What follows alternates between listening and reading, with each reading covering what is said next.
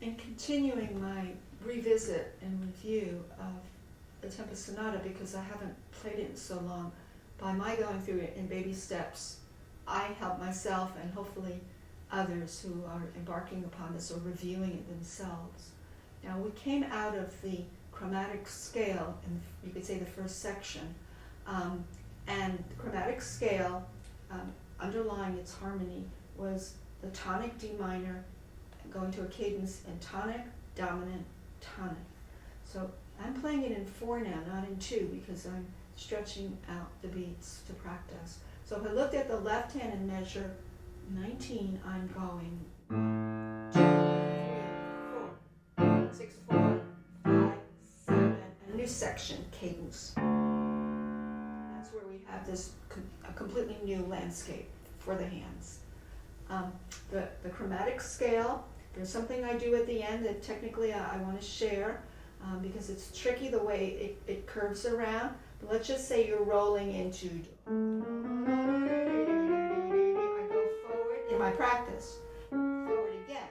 That doesn't mean I'm going to do 2 forward motions when I'm going fast, but this, my teacher in New York used to have me group like in 2s, in 4s, in 8s for a very long passage, and then just let it go. And I'd have the kind of roll of my arm and my wrist that flowed in as a result of a little bit of, groupings that were less than 8. So when you get to the end, I go, see what I did? I kind of rolled around.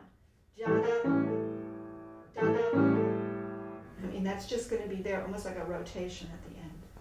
I don't want to go try to get too obsessive about every little motion, but what I tell a student to do is do this up and down, up, and then make it one motion, da, da, da, if that makes sense. We are ending up with this new section. Now, the way it's written, it's not written for crossed hands, but most pianists that I've watched on YouTube and in concerts that I've gone to cross their hands over. If you literally look at the scoring here, you would be doing this. You have a bass voice here, which is this angry, boom, boom, boom, boom. That's that note. That's not what it's played with, but the way it's written, it's boom, boom, boom. What's hard about doing it that way is you're starting to merge the bottom voice with the middle voice. And you would start with the middle voice being played the way it's written with the right hand like this, for example. The way it's written, it would be like this. I'm going to go softly just to show you. Like this. See, like that.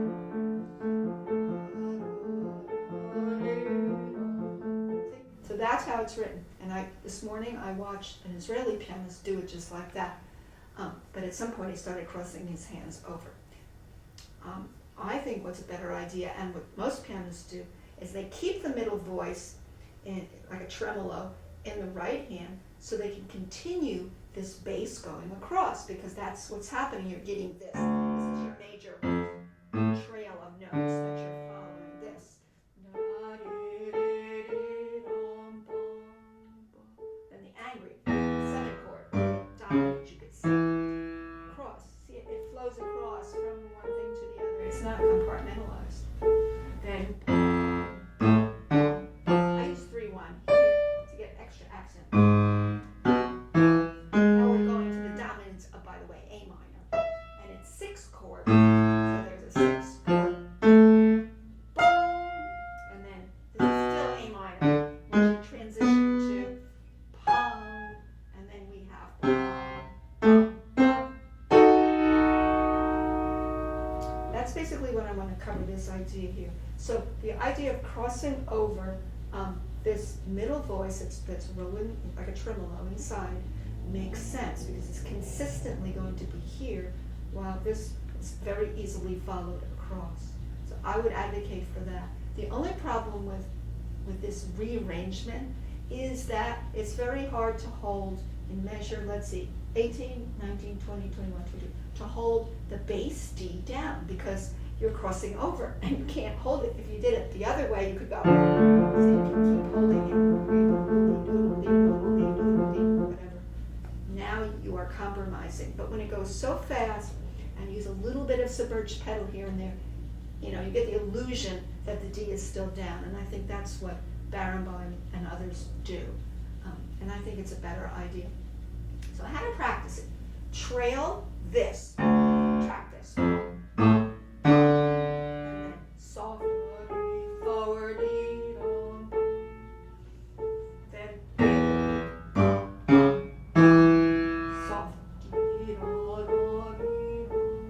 just like I did before. It's not that difficult. Now, take apart this middle voice. You can say it's in the tenor range, it starts in the alto range. It's the middle voice.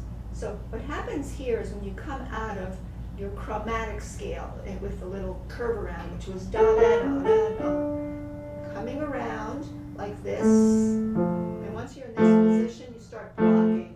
And there are 4 sets now of the triplets. Another set of 4. I use my supple wrist. I'm just trying to keep loose. That's the point. Now here, this voice, which is, going from this higher range into the middle, it's got a 9th. You can block the 9th if you have a big hand. Keep a lower wrist. Because when you keep a lower wrist for an interval like this, you cover more space than if you do this, because this shrinks your hand in. So when you block it, keep a lower wrist. If you can't block it that way, just split it. Split it. So I block it. Get that again. Big. And then I'm back to my, this is, you can say the 7th chord, or it actually has an A, so it's the dominant 7th, etc. Do all that as many times as you see it. I don't want to belabor this. As many times as you see it. Then that resolves. You can see that the leading tone, C sharp, has to go to D. You can see there's a tritone going up to a 4th. They're both 4ths, but one's a tritone. Tritone is 3 whole steps. So now you have this, and then you shrink it down to 3-1. I don't want to belabor this. Now this is the D minor becomes a common pivot tone, pivot chord, because in D minor it's 1, and in A minor it's 4.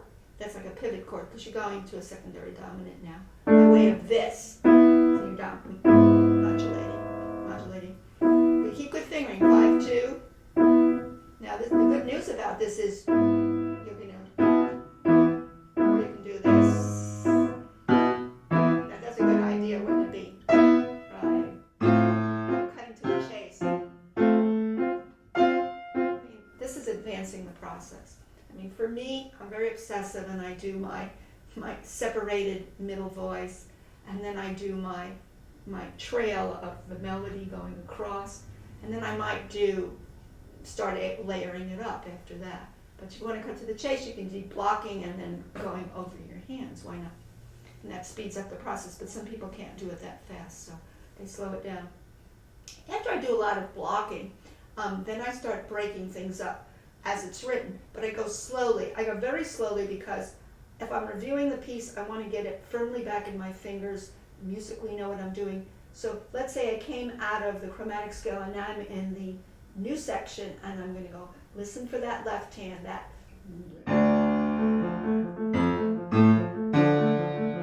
Now if you don't hear me holding down the bass, no, but this is for practicing.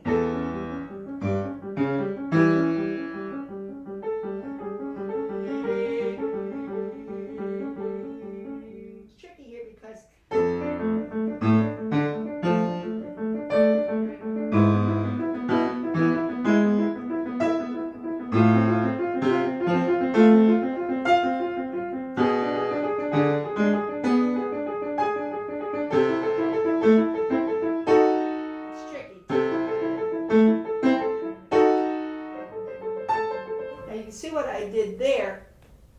slow motion.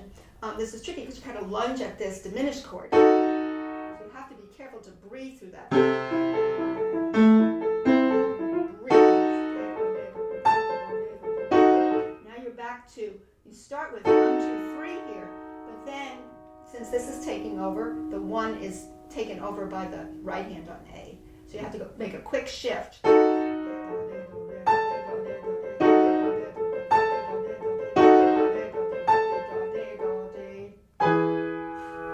This goes really fast. It's very challenging because what I find challenging is the rotation of the middle voice. because when you're doing it this way, you have to make sure when it transitions to the next harmonic entity or the next harmony of this middle voice, that you get all of the triplets just right. Doodly, yoodly, doodly, yoodly, yoodly, yoodly, yoodly, yoodly, doodly, yoodly, yoodly, yoodly, yoodly, yoodly, yoodly, yoodly, doodly, yoodly. It's easy to clip them. So that's what you do. I mean, I'm not wanting to be mechanical about this, but there's so much you have to analyze to get this right.